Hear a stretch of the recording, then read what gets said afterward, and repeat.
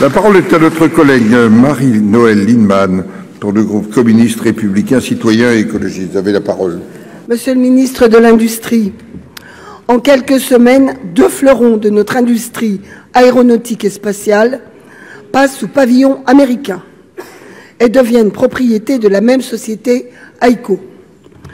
La société Excelia, qui intervient dans l'aéronautique, le spatial, l'armement, mais aussi dans le médical. Qui plus est, cette société devrait bénéficier du programme France 2030.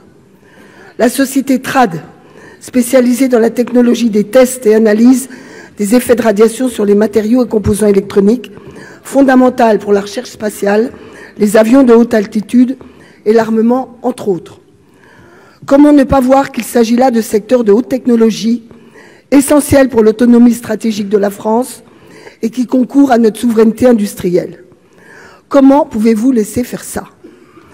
Doit-on revoir le sinistre scénario consécutif aux décisions d'Emmanuel Macron avec la vente des turbines Arabelle, essentielles pour les centrales nucléaires, à l'américain General Electric, pour devoir aujourd'hui les racheter au double du prix de vente, sans récupérer les licences, perte d'emploi, d'argent, de savoir-faire?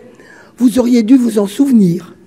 Alors, Monsieur le ministre, pourquoi n'avez-vous pas déclenché le décret Montebourg, qui permet au gouvernement de contrôler les investissements étrangers en France dans les secteurs clés? Que comptez-vous faire pour qu'Excelia et TRAD restent françaises? Pour vous répondre, la parole est au ministre délégué chargé de l'Industrie, Monsieur Lescure.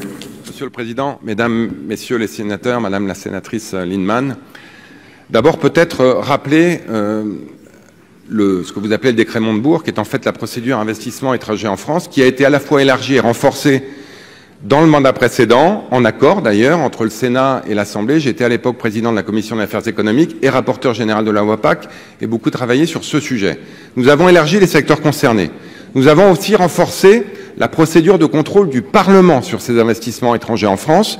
Une fois par an, vous avez un rapport qui vous est envoyé, qui vous permet d'avoir la liste le nombre d'investissements concernés et ceux qui ont fait l'objet d'autorisation sous condition. Je vous rappelle qu'en 2021, 328 dossiers ont été soumis à la procédure dite Montebourg, investissement étranger en France, et sur ces 328, 124 ont été autorisés, dont 67 sous condition. Aller plus loin suppose de mettre en cause le secret des affaires et parfois le secret de la défense nationale.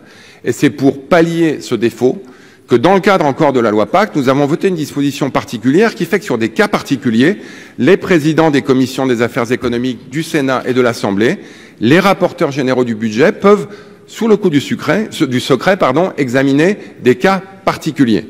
Mais vous comprendrez bien que pour les 2 raisons susmentionnées, je ne peux commenter en détail des cas particuliers comme ceux que vous mentionnez. Sachez pour autant que ce soit pour la société TRAD et pour la société Excelia que vous mentionnez, évidemment, nous avons à cœur les intérêts stratégiques de la nation, la souveraineté industrielle et les enjeux de secret défense quand nous examinons ces dossiers, et nous l'avons fait et nous continuons à le faire. Merci. Madame Lienemann. Non mais, mes chers collègues, nos concitoyens ne comprennent rien. Vous êtes ministre, enfin votre ministre, Monsieur le maire, de la souveraineté industrielle. On voit partir 2 fleurons. On sait que ces fleurons, en particulier Excelia, on sait qu'il y a eu un débat et que vous n'aviez pas, dans un premier tour de table, trouvé les actionnaires français. C'est pas un secret d'État, c'est dans tous les journaux de France et de Navarre.